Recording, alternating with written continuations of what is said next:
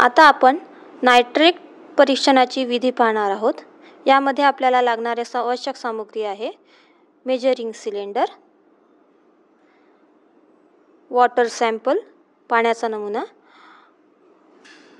Hydrochloric acid, nitrate reagent A, nitrate reagent B,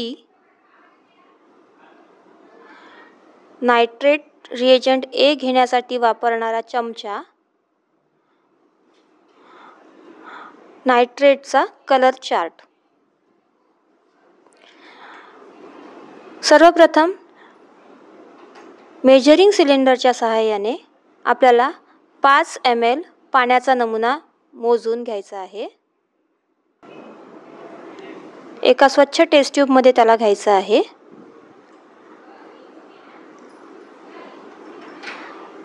त्यामध्ये hydrochloric ॲसिडचे 2 थेंब टाकायचे आहेत।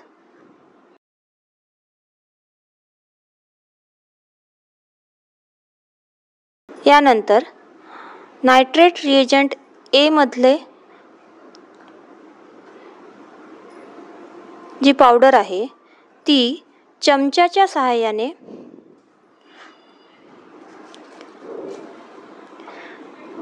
एक पूर्ण चम्मच भरून आपल्याला त्या टेस्ट ट्यूबमध्ये टाकायची आहे। त्याला व्यवस्थित हलवायचं आहे जोपर्यंत की ती पावडर पूर्ण विरघळणार। पावडर पूर्णपणे विरघळल्यानंतर त्याच्यामध्ये नायट्रेट B चे 4 थेंब टाकायचे आहेत।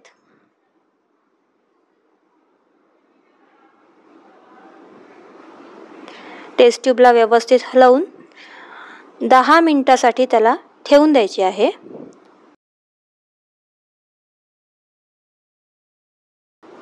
दहा मिनिटांनंतर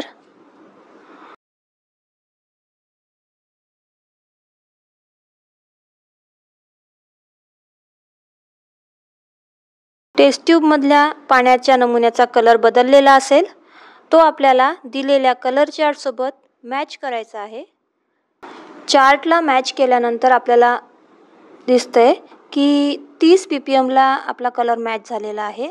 याचा अर्थ की आपल्या पाण्याच्या मध्ये नायट्रेट 30 ppm हे उपस्थित आहे, जे की आपल्याला परमिसिबल मध्ये आहे, म्हणजे की आपलं पाणी पिण्यायोग्य आहे।